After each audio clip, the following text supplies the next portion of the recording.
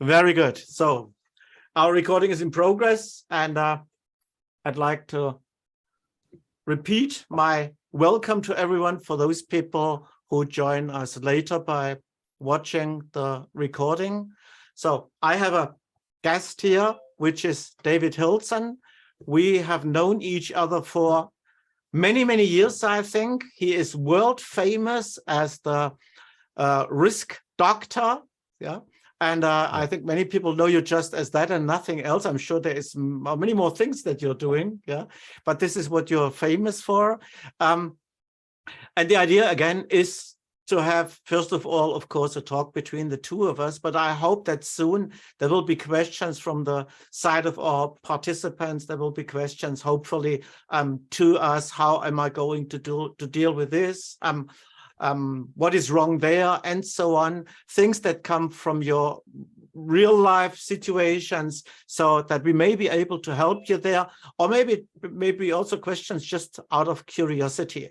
So I have a little list of questions here, and my first question is indeed, hey David, what made you the risk doctor? Yes, it's a great title, isn't it? And I've been the risk doctor for 22 years, I guess. It actually comes from a friend of mine who used to call me Dr. Doom because I was talking about risk. And Dr. Doom is a cartoon character or a comic book character. And I wasn't sure it was a great nickname, really. And then when I started my business, or I was about to start the business, I was on holiday with my children and my wife. And I said, I want to start the business. I don't want to call it David Hillson Consulting. What about Dr. Doom? No, I don't want that. How about Dr. Risk? And my older daughter said, well, not Dr. Risk. How about Risk Doctor? And it just seemed just right. Because it has the image of consulting, of well-being, as well as correction of ailments and so on. You go to a trusted professional. It's got lots of nice images, and it focuses on the thing which is my focus, which is risk, of course. So that's how it happened, from Dr. Doom to Dr. Risk to the risk doctor. Really? I remember the time, I'm old enough, and I'm sure you are too. I remember the time when you did not go to the doctor came to you, visited you. Yeah. Well, I've had the joy of traveling with my business. I've traveled to 60 countries on every continent except Antarctica. So I've come to my clients quite often, and to my patients, yes. Cool. Right. I have a second question here. I know that you're very, very influential in risk management, in project risk management. You told me it's not only project risk management, but my world is the world of projects. That's the world I love and I'm interested in. So how would you describe your influence on project risk management? That's always difficult to say, isn't it? I've just come from a friend's funeral, actually. That's where I was this afternoon. And, all his friends, now he's died, everyone stands up and says, oh, he was great at this and he influenced this and this is what he's done. So it's very hard whilst somebody's still here, especially if you are the person, to think what your influence is. But I also love projects. Projects are how we get things done, and also programs and portfolios. And I started as a junior project manager and then moved into project risk management back in the early 1980s. That's how I got started. So I guess I've just kind of chipped away. I've always been curious to ask why, how could we do things better? How do we make it practical? I'm interested in ideas, but only if they work in practice. So I hope I've had an influence in terms of helping people see that risk management is not difficult. The basic concepts, the ideas are simple. Uncertainty that matters, is my definition of risk. Nice and easy to understand. And I hope I've tried to demystify risk management a little bit, so people think, do you know what? I could do that. In fact, I am doing it when I cross the street, when I think about investment, when I look after my health, I take a vaccine maybe. And this is all managing risk. So it's not that difficult, really. Okay. My next question. In your professional history, how have you been involved with project business on a contractor side or on a customer side? Yes, or as an owner, in fact. I mean, I've owned my own projects as Yeah. well. Yeah, it's a very interesting question. And I think, Oliver, this is one of your contributions, which is the idea of project business, and you run the Project Business Foundation. So as I'm somebody who's interested in bridging the gap between the big picture and the small picture, between that kind of strategy and vision and mission, and making it happen through projects and operations. And so project business to me is the two dimensions of the challenge. But since it's your specialist area, why don't you help us by defining project business, and then maybe I can see how how I've been involved in it. Okay, project business actually is something, again, very simple, and it has been around for, I think, for centuries. It's as such not a new thing. It simply means we have a project not done internally inside an organization. We have at least two organizations involved. If you are in the world of mega projects, big projects, there may be hundreds, maybe 1,000 or more organizations involved. So somewhere between two organizations and I don't know how many thousand on the other side. This is where we find project business. And the difference to what organizations like PMI see as project management, the difference is this is no more just there to support a business. This is no more just doing projects to help a business, new products, new services, new strategies, and so on. No, now the project is the business. You have at least one paying customer, one performing contractor. They work, hopefully, they work together. Sometimes they don't work together. That's a problem. Yeah. It's a risk, actually. Yeah. And but the idea is they work together. Each of them has a share of obligations under a contract. So this is also a special thing with project business. Everything is done under contract. You are, I think, old enough to remember the first PMBOK guide in 1996. I'm sure you know that, and I knew that too, because this was when I had my PMP preparation. And I just checked recently, there were 15 places where the PMBOK guide talked about projects under contract. So it addressed that projects are performed for paying customers. The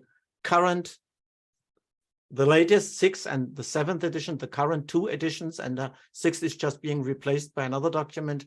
But these documents, in each of them, you have just one statement on that topic, and it's a very, very brief statement. So project business means we are not doing a project to support a business. The project is the business. Yeah. Yes. Yes, I think that's an evolution we've seen probably in the last 10 years, would you say? That to have that move away from the way that projects are just how we implement our strategy, to saying, well, this is why we exist. We exist to manage projects or to deliver projects for other people, either as consultants or contractors or as project owners. And the project is the business. I think that's a very useful definition. Yeah, and for the contractor, it's no more just we do a project and somehow it is an operational disruption. For most organizations that do internal projects, a project is an operational disruption, first of all. Somewhere they run into problems with this project. It takes away resources. It comes with risks again, such as blackouts or other things. And now we have instead organizations, for them, it's not a disruption to run a project. It is their business. It is what they are there for. Yes, that's right. And I think the connection between risk and projects is very important in a project business, because projects are inherently risky, as you know, and we might talk about why that should be. But if the project is the business, then that means the business is inherently risky. We can't escape risk in projects, but we can't escape it in a project business particularly. And a lot of the risks that businesses are exposed to are strategic and corporate and legal and contractual and environmental and stakeholders at a big picture level. Whereas project risks, people tend to think of them as being technical and the things to do with the solution and the design and the technology and so on. And it's important, if we're going to have managing risk in a project business, that we can bridge those two levels. And I think often in non-project businesses, traditional businesses, we might say, there isn't a very good connection between management of risk in projects and management of risk in departments and functions or in strategy. And that's where the idea of enterprise risk management came from, managing risk across the enterprise. And you need to do that in a business where the project is just a delivery mechanism. But where the project is the business, then that integration is kind of built in and becomes much more important. Absolutely. Absolutely. Leads me to my next question. In project business, we have risks in addition to project risk. We have project risk, of course, as any other project, but on top of that, we have two other levels of risk, maybe more sometimes, but at least two other levels. That's commercial risk. A party could default, for instance, or they're not just not paying, they don't want to. Yeah? And we have legal risks there, things such as litigation that you typically don't have in internal projects. So when we want to address these additional risk levels, do we need different approaches, or are the same approaches that we use for project risks, are they also appropriate for commercial risk, for legal risks, and maybe other risks that may occur here? Well, in the world of risk management, if you go to international standards, then ISO 31000 is the international standard for risk management. And ISO 31000 is the kind of parent or the pinnacle, the top of a family of standards now. And so what we've done is recognize that there is a generic approach to risk. We can define risk as, I would say, uncertainty that matters. It matters because it affects objectives. 31000 says it's the effect of uncertainty on objectives, so the same idea. And then it has a set of principles, and it has a framework and process. And this is on the 31000 kind of parent international standard, but the family of standards beneath it draw from the parent. And so what they're saying is that when you want to manage risk in health and safety, or risk in the environment, and risk in climate change, some of these other areas where there are now standards, we have the same basic definition, the same basic framework, the same basic process, but we tailor it for the specific needs of that particular type of risk. So, for example, there was a new addition to the family in 2020. It's 31022, which is called Risk Management Guidelines for Management of Legal Risk. So it's an international standard for legal risk management.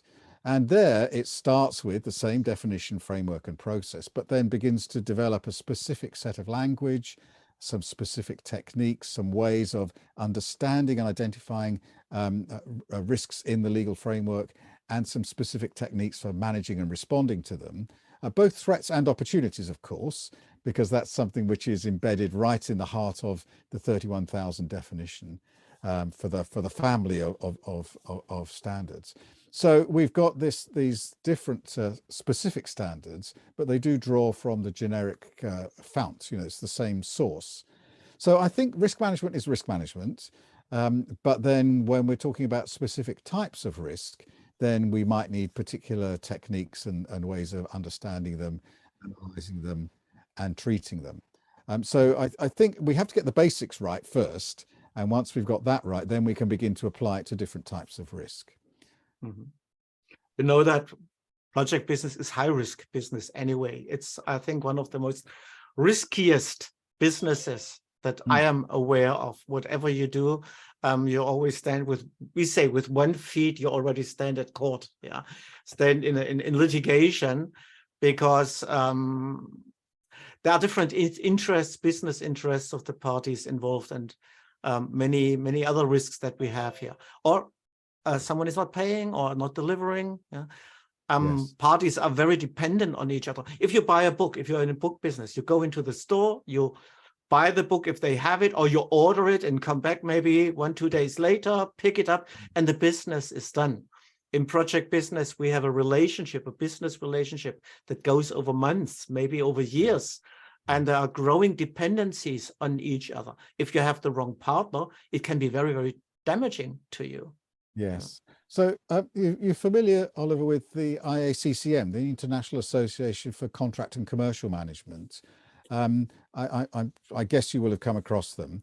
One of the things I'm slightly concerned about is that the standards or the professional bodies do good work in terms of thinking through how we should tackle some of these issues, like managing specific risks.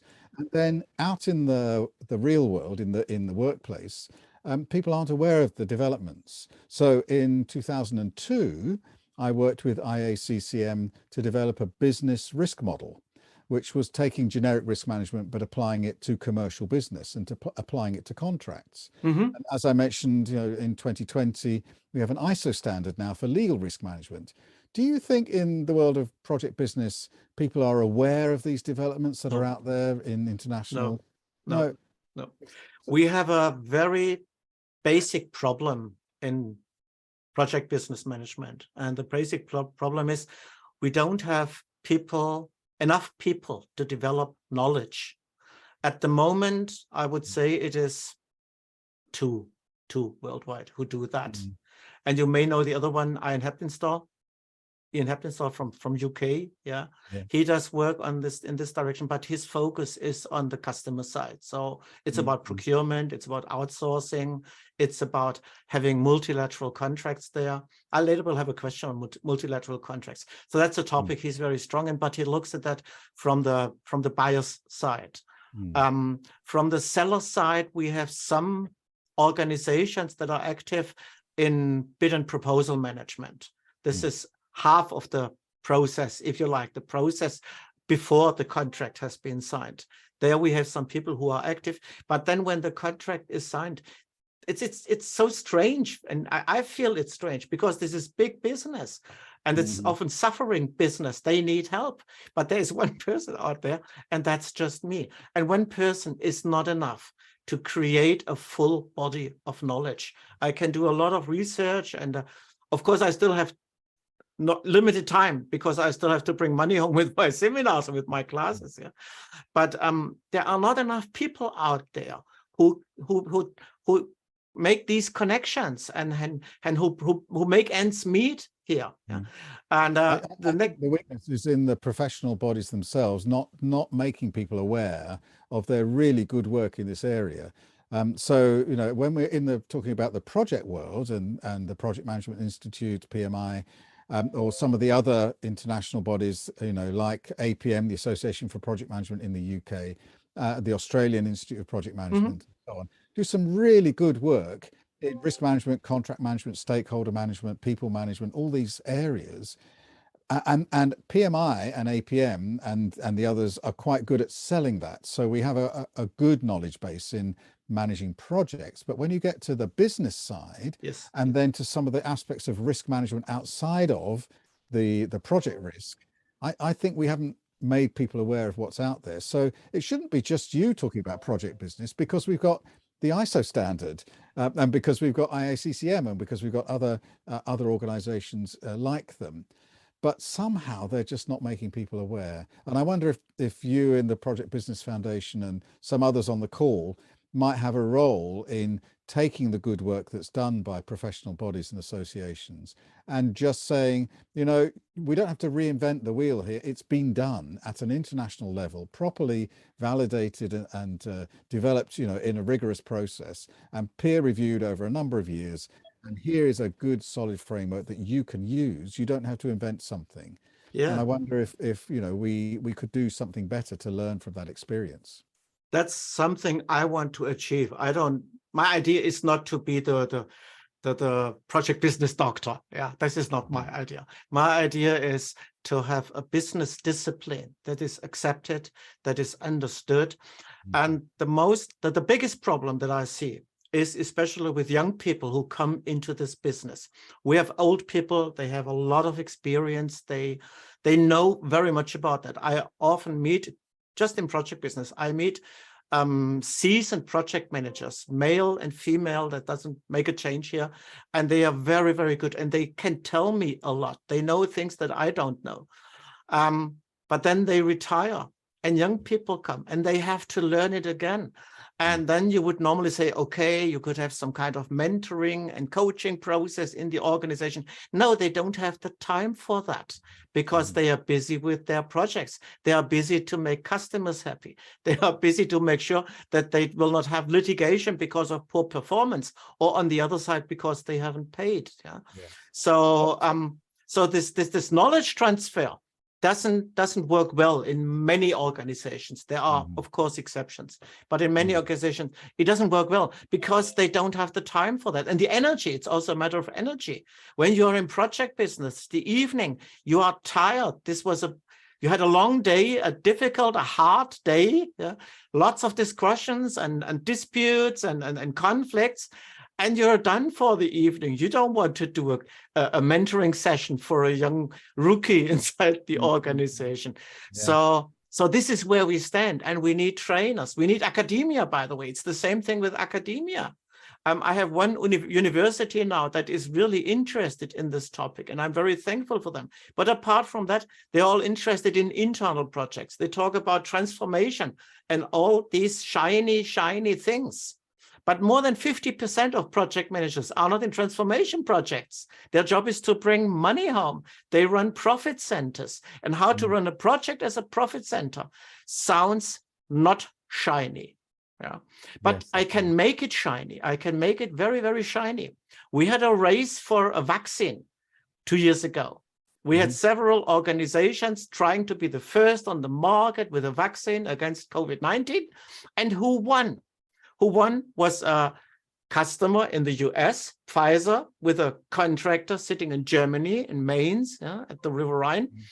And together they could do things that one organization alone would not have been able to achieve. And this is what project business can do. Organizations tap into the resources into the assets of other organizations and turn them into resources. And that's a very strong thing. Yes. So I have a suggestion. Now we have 80 or so people on the call, and this recording is going to be seen by other people. You guys may have heard some things that you weren't aware of previously, like the ISO standard in legal risk management, like the IACCM business risk model, like the CII that Lahiru has just mentioned, the Construction Industry Institute, some great risk frameworks there. Which are addressing the specific challenge of project business risk. You guys are now aware of these things. Maybe we could become evangelists for these standards and the work that is out there and spread it through our organizations. So that's one thing I think we could take away from this. There is good work out there. Oliver's doing good work through Project Business Foundation, but there are also others, in professional associations. Let's make it our business, our job, to go and find out what those things are and bring them into our own organizations and to spread them. Because, if we find out something and keep it to ourselves, it doesn't help anybody else. So that's one thing. The other thing, I want to just ask an exploratory question. With project business, often the emphasis is on the projects because, as you said, Oliver, the project is the business. When it comes to managing risk in project business, I think the weakness is that we start thinking about risk in projects. And so we start with project risk management and we try and apply project risk management to project business. And we try to apply project management to project business management. And we forget the business side of the equation, the business side of the definition, that it's about the project is the business. So we need to manage business risk and we need to do business management, strategic management, and all of those other things. And because of our familiarity with projects, and also that idea that PMI and other project organizations are very effective, have developed an effective way of communicating, we know how to manage projects, and we know how to manage project risk and project stakeholders and project time and project cost. So because we know those things, the temptation is to say, well, let's just try and apply them in the bigger context. We've learned in programs and we've learned in portfolios that project approaches don't work at those higher levels. And the same is true of project business. We do need a specific approach to project business management. And in the context we're talking about this evening, project business risk management, because they are different. Yes. We have additional layers. And I agree with you. There are people, they see the project business, project risk side, but they don't see the commercial side. They don't look at the legal side. I also see the other side where people focus totally on the commercial side, and they are no more interested in the project business side here. In Germany, we have a trend in many organizations that are involved in project business. They have a role called a claim manager. I think you have it also in the UK, but I think we have more of that in Germany at the moment. And I think that's a very dangerous role. These people have to pay their own wages. They have to pay the costs that they create to the company, so they have to bring money in. And their job is too often. Their job is to find ways to claim something in addition from the contract, from the customer. So what are customers now doing? Customers also have their claim managers so that they can have counterclaims against that. And that's a game theoretical situation that is turning up here. Who has more claims to make? Who can claim more money? And then they go against each other. In the end, no one has more money than before, because this somehow balances it out again. But what they have is additional costs for their claim managers. And the other thing they have is a loss of trust, because one of the most important success drivers in project business is trust. But now they show the other party, hey, I'm not fully trustworthy. If you do something wrong, I will immediately send you an invoice. Yeah. Sure. Yeah. So this destroys trust, and it's additional cost. So both are doing worse as soon as they start this fight over claims. And that's something you don't have in internal projects. I don't see the name here. I don't know why. I think it's Ian looking at the image, saying that there are different risks, but not higher risks. I think project business has higher risks than internal projects. In internal projects, you can always go to management and say, hey, we did something wrong. We made a big mistake. Let's broom it under the rug and find some solution here. And project business, in a very worst case, but it happens. I had this already. Yes, in a very worst case, it ends at court. And if you're an international business, it may not even be court in your own country. Yeah, it may be, for me as a German, a court in UK, yeah? Or for you as a British guy, a court in Germany, and you have no idea how the German legal system works. Yes, yeah, so you have no idea what is right or wrong in German.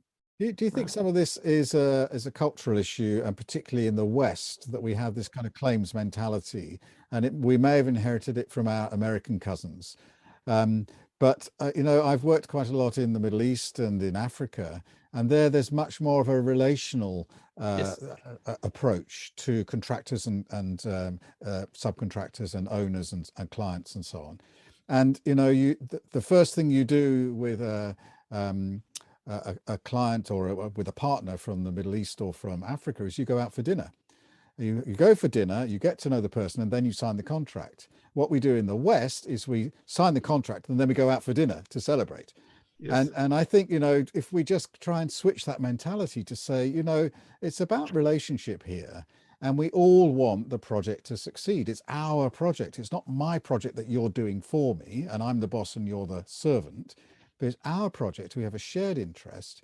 And so we need to be on the same page in terms of understanding the challenges, the threats and opportunities, how we're going to address them, who is best placed to own risks and to deal with them, to treat them, who's going to pay for them. You know, the whole contractual approach can be adversarial, but it can be collaborative. And there are contractual frameworks which are much more collaborative than the old style adversarial approach. The new model contract, for example, that we developed in the UK 20 years ago, something like that. The contractual approach that was used for the London Olympics and for the building of the stadiums, all these, or even for the Millennium Dome that we have there in London. Some of the contractual approaches that were developed there were quite innovative at the time, because they were saying, look, we all want this to succeed. Let's work together. If a risk comes up, let's all talk about it, not try and get someone else to pay so I don't have to pay. You know, it is important for us to adopt, I think, learn from other cultures. Yeah. just a word to our audience. If you have a contribution, may I ask you to raise your hand and then talk to us. There's a problem with the chat where we are talking here. People cannot at the same time listen and read. Yeah. So I would really like to have some contributions from your side. Yeah. What you're just saying, David, is very, very important. And this session here, this web talk, is a part of a series of web tasks. And the second next, by the way, the next one will be on contracting with a lady from UK, Sarah Schütte. I'm sure you know her too. She's a lawyer with a strong focus on project business. And then a month later, former manager of NASA. And we will talk about the NASA approach to that. And this is mission success first, to have a motto inside the project with all the contractors and subcontractors and all the individuals working at contractors. That's also important. It's not just the organizations, it's the people there. So mission success first is something that includes everyone who is in project business, and they are all considered part of a team, and they are expected to help each other and to work for each other. Yeah. So I think that's exactly where we have to find the solution, that we say, even if it's a cross-corporate project, let's the project bring us together, not split us, not tear us apart. Let it bring us together. Yeah, which is a difficult task, because each business entity has its own business interests. So this is what makes it so difficult. Yeah. Some of the comments are people are saying that even in the Middle East, it's also adversarial and not always collaborative. And I think that that's also true. I think maybe it's human nature that we always like to kind of win.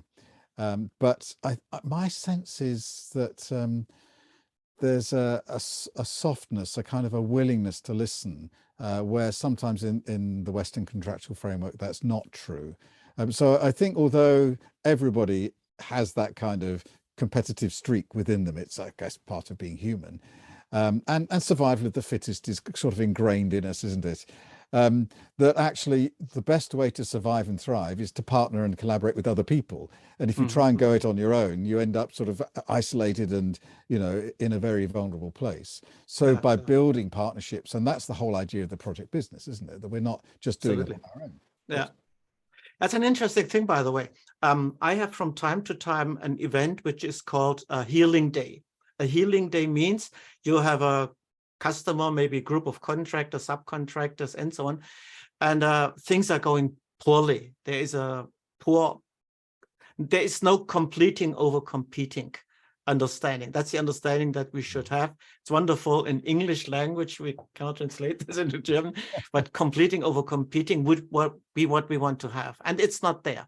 And I had such a case where the customer was a company from an Arabic country, and the contractors were from Germany. And the contractors were very, very unhappy with the customer. They asked questions, and the customer didn't answer these questions, not in time and not accurately enough. And so they got a bit impatient, and they were not really happy with the customer. And the customer said, "Hey, you're our contractors. You have to show us respect." And they said, "No, we are Germans, and we work for you. We don't show you respect. We want our questions answered." And then we came together, and it was just a cultural thing in the end. In an Arabic country, typically, as a traditional Arabic country, there is a hierarchy with customer and contractor. The customer is on top, the contractor is below. In a Western understanding, they are on eye level. So my German audience here, they saw them on eye level with the customer, and the customer said, "No, you are our contractors. We are your bosses, if you like." And as soon as we addressed that, and as soon as we talked about that, the problem was almost resolved, because there was a cause behind this dispute that was resolvable. It was just culture. So here's a question then, Oliver. I love the idea of a healing day. Yes. But wouldn't it be nice if that wasn't necessary?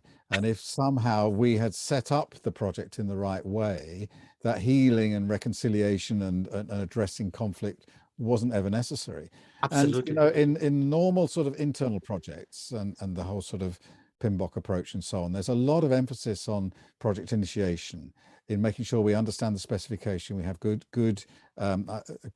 good scope, you know, with our assumptions and constraints well specified and understood, and the risks, of course. And then we launch the project. Do you think that's different in project business, where the project is the business? So do we give as much attention to that initiation phase of making sure that we've got everything clear at the beginning? Because that's when you could actually use, and somebody talked here about BIM, the BIM methodology, you know, that is collaborative. You know, if that's stated and set up front, then maybe we'll never need a healing day, because we never get to that place of conflict. And that might be a way to avoid that. But is that harder with a project business than it is with what we might call a traditional project? I come in too late. When I come into these projects, it's too late for that. I come in, they call me when they have a problem. They hear there is someone who is interested in that, who is hopefully skilled and capable in bringing the organizations together. And then they call me in, and then we have a one-day workshop on that. Mostly it's not even a full day, because we find solutions easily as soon as all these troubles have been discussed and have identified what are the causes and what do people want to achieve together. In the end, all have a common goal, and the common goal is we want to have a great project. Of course, the contractor wants to earn money with the project. The customer doesn't want to pay more money than what is absolutely necessary. But besides of that, they have a joint goal, and the joint goal is we want to see something there of which we can proud of, where we can say, hey, look at that, this is such a great thing, and we made that, or the customer would say, we paid that, for both sides. That's an important thing. So you have to dig deep into people's minds to find the sentiment again and bring it up again. It's not that difficult to do that. It's a bit like family therapy. It reminds me very much of family therapy. I would agree with you entirely. It would be much better from right at the beginning, have solutions in place that avoid that don't bring people, don't bring projects into these crises. These are really crisis situations. So now we get to the risk management question, because you know, what we're talking about is avoiding some of these things which are common problems in the way that project businesses run themselves. And I think you know, we could, if we included a risk-based approach in the way that we set up a project business, the way that we define our contracts, the way that we build our working relationships, the way that we characterize the links, the relationships between the different contracting parties, and make sure that everybody agrees with that up front, that will go a long way towards managing risk in the project business. And of course, what we're not doing there is we're not actually listing risks with owners and treatments and actions and so on. This is what I call implicit risk management. We're managing the risk by the way we set up the business, the way we set up the contract, by the relationships that we develop. That implicitly manages the risks without having a risk process. And then, of course, there will be specific uncertainties that arise which need to be understood and managed. And then we use explicit risk management. But I think we need to be able to switch between implicit in the way we do the business and explicit in the way we deal with specific risks. And to make sure that our approach in project business covers both of those. And this is where I think our project-based thinking is a hindrance to us. It holds us back, because all project-based thinking is about individual risks. You identify all the risks, you write them in the risk register, you give them an owner, you develop a prioritization, and you develop treatments. And that's all about individual risks. We don't think about the riskiness of the whole project.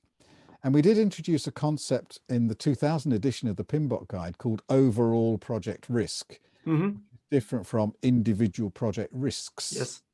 And I developed that concept a little in the late 90s, got it into the 2000 PMBOK, explained it a bit better in the 2004 at the third edition, they called it. But it's never really been picked up.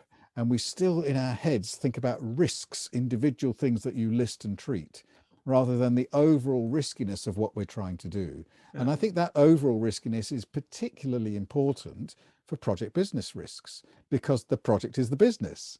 And we want to know about the whole thing. Yes. And that requires a change in the kind of level of our thinking. Yeah, absolutely. By the way, it was picked up in the 6th edition when a new risk response was added, and this was escalation.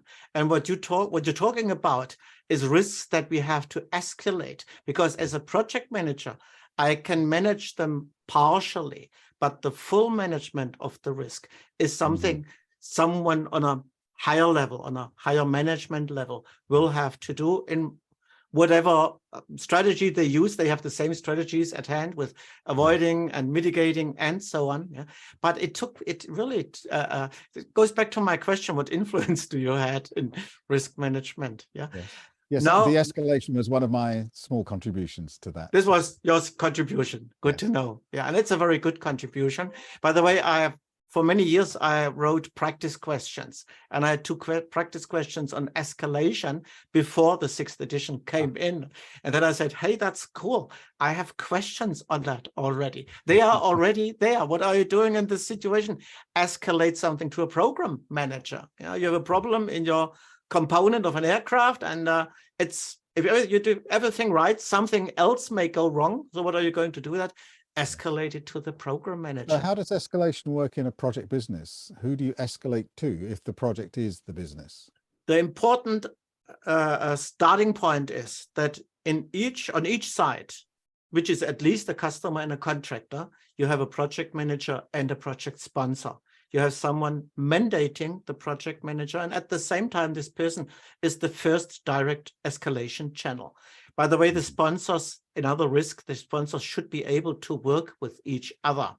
This is something I saw quite often when I worked in customer projects in my younger years. Yeah, and I had a boss, and on customer side, there was also a boss of the project manager, and we could never bring those two together. Big egos who could not come along with each other. So it doesn't work always. It doesn't always work. But that's the best approach that I see, that on both sides you have a clear escalation channel, just one person that you can approach when you say, hey, I have a problem here that I cannot resolve alone. You should help me resolve that, and have this on both sides. That's why I think sponsors, project sponsors, are so extremely important. I hate the word project initiator that we also have in the PMBOK guide. That's the person who starts the project and then is gone. Yeah, it's the helicopter manager. Yeah, comes in, makes a lot of wind and noise. Yeah, leaves again, and we are left there alone again and have to do the whole thing alone. No, I think we need sponsors who help us with the assets and with the resources they have at hand that I, as a project manager, would no more have at hand. And they protect us and help us. You have, sorry to interrupt. Yes, with a project business, you have a project sponsor within each element of within each entity, don't you? So you'd have a client project sponsor and project manager, but you'll also have a contractor project sponsor and project manager. Exactly. And sometimes that escalation is not clear, and that's why I think at the beginning we need to set up the right sort of communication channels and relationships, but at every level. So of course between the project teams, but also between the project managers, but also between the project sponsors of the client and the contractor, the subcontractors, the consultants, you know, each of those entities, because often you really need to escalate it to somebody else's project sponsor within another entity in the partnership, and you don't have a direct route to that. So you escalate it to your project sponsor and hope that they will pass it sideways. That doesn't always happen, and we need to set up those communication channels in advance. Absolutely. Or my sponsor has a solution without the customer. Often I have to find the solution on the contractor side. Which way it may be. Yeah, it may be some additional money, or it may be additional resources, or whatever it is, to get the way free for my project, so that I can come with my project and do it again. By the way, this was a lesson I took from Six Sigma projects, where you have a very strong project sponsor, and I think that's a success factor 20 years ago, to manage risks by having a very strong sponsor. And I think we need it on both sides, on the contractor side and on the customer side. For the contractor, this is a profit center. This is in most cases, not all, but in most cases, this is where the organization makes its income, generates its income. So we have to look very carefully at the site, how we are set up there to ensure that this income stream will not dry up because we do something wrong. And again, in a worst case, lead to losses or lead to litigation. There is a lot of risk on the contractor side. We have to look at that. And the other thing where we don't look enough at is my professional history was in manufacturing, automotive manufacturing. That's where I come from 30 years ago, a bit more. And at that time, I was there when something new emerged, and this was supply chain management. Before that time, an automotive company, BMW, Mercedes, whatever it is, what they had was the concept of doing things internally, and here and there, they had an extended workbench. This was the term at that time used. I don't know if you have a similar term in English. In Germany, it was the extended workbench, which meant this or that component, we let someone else make that. And the project, or the production manager in this case, had to have an explanation for that. They had to explain, why are we giving this out of house? The normal way, the standard, the default was do it by yourself. Today, it's the opposite. If you want to do something inside the own organization in automotive, you have to explain why. There are so many contractors out there. They are all happy to do that for us. They are affordable. They know how to do it. They have quality and everything else. Let's do it with a vendor out there. And this is what is happening today. While we have more customer projects from a contractor perspective, what we also have is complex networks of suppliers, where in the past, in a construction project, you may have done the project with 5 or 10 contractors. Now you have 50 contractors there to deal with, and they have subcontractors and subcontractors and so on. Who is dealing with that? You have no idea who is there. You have no idea who is there. You have no idea what company is there. There may be your direct competitor in your project. There may be companies in your project that do modern slavery or other criminal things. Yeah? You have no idea who is there. So people have to learn on the customer side to manage supply networks, and on the contractor side to manage profit centers. And that's new. In this dimension and in this significance, this is new. On both sides are important. Yeah. To end this here, many thanks to David for taking the time for us. Yeah. Well, I've really enjoyed it. Thank you, Oliver. It's always stimulating to talk to you, and nice to have a kind of a two-way dialogue instead of you ask a question, I give you an answer, you ask another question. I think that kind of chat is much more instructive and hopefully more interesting to listen to. I certainly learned a lot. I learned a lot too. I learned so much. Yeah. And that's the funny thing, when you get older, I have the impression that learning gets faster. Yes. It doesn't get slower. I learn much more. We're getting closer to the end. It's more desperate that we learn things. Have a wonderful evening, or wherever you are, afternoon, morning. Yeah. And thank you for joining us. Thank you very much. Bye-bye.